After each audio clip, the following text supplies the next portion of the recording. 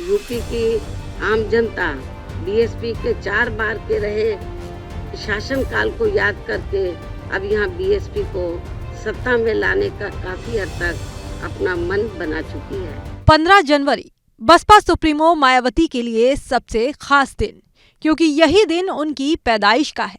हर साल की तरह इस बार भी मायावती अपने जन्मदिन पर मीडिया के सामने आई। पिंक सूट, क्रीम कलर का शॉल और गोल्डन चमचमाता नेकलेस पहने मायावती ने पहले शुभकामनाएं स्वीकार की और फिर सियासी हमला बोल दिया। ये कहना चाहूंगी कि नव वर्ष के पहले महीने में ही आज के दिन अर्थात दिनांक 15 जनवरी को पूरे देश भर में बीएसपी के लोग मेरा जन्मदिन पार्टी व मूवमेंट के हित में इसे जन कल्याणकारी दिवस के रूप में बहुत ही सादगी के साथ मनाते हैं। मायावती ने प्रेस कॉन्फ्रेंस कर समाजवादी पार्टी, कांग्रेस और बीजेपी तीनों पर एक साथ प्रहार किया। हाल ही में हुई बीजेपी के ब्राह्मण विधायकों की बैठक का जिक्र कर आरोप लगाया कि ब्राह्मण समाज की लगातार उपेक्षा हो रही है।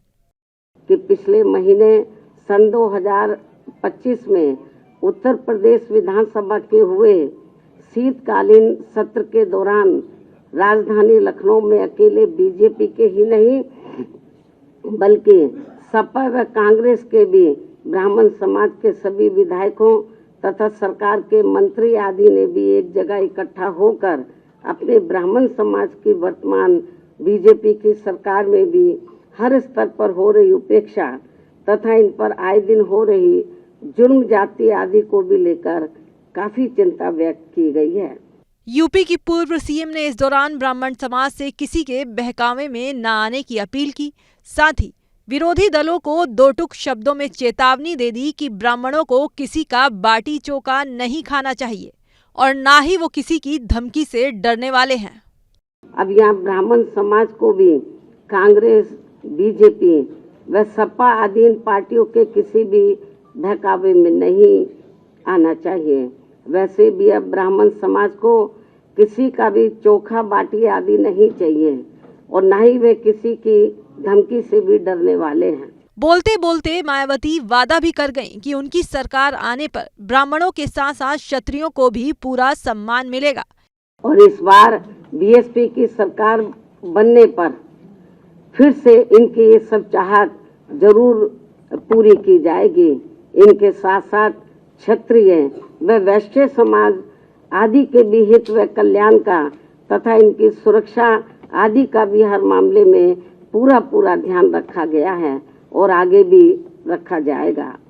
यही नहीं, बसपा प्रमुख ने यूपी की कानून व्यवस्था को लेकर भी योगी सरकार पर तीखा हमला बोला। उन्होंने कहा कि प्रदेश में आम जनता दुखी और परेशान है, लेकिन सरकार के नेता सिर्फ नफा नुकसान की राजनीति में लगे हुए हैं। क्योंकि अब यूपी में कांग्रेस व सपा की रही सरकार की तरह वर्तमान में बीजेपी की चल रही सरकार में भी यहाँ की आम जनता व विशेषकर दलित एवं अन्य उपेक्षित वर्गों के लोग हर स्तर पर काफी ज्यादा दुखी व परेशान हैं। इनके नेता लोग मौजूदा सरकार में अधिकांश अपने खुद के नफे नुकसान में ही लगे रहते हैं। इनका अपने समाज के नफे नुकसान से कोई लेना देना नहीं है, ऐसा इन वर्गों के लोगों का मानना है। अभी भी प्रदेश में कानून व्यवस्था सपा की रही सरकार की तरह काफी बिगड़ी हुई है। सरकार को बिना पक्षपात के काफी सख्ती करने की जरूरत है। बसपा प्रमुख ने आगामी 2027 के उत्तर प्रदेश विधानसभा चुनाव को लेकर पार्टी का रुख पूरी तरह स्पष्ट किया। कहा कि बसपा इस चुनाव में भी पूरी ताकत और आत्मविश्वास के साथ अकेले मैदान में उतरेगी। तो जन्मदिन के मौके पर मायावती का ये सियासी संदेश साफ है। बसपा आने वाले समय में एक बार फिर सामाजिक सम्मान और कानून व्यवस्था को बड़ा मुद्दा बनाकर मैदान में उतरने की तैयारी में है।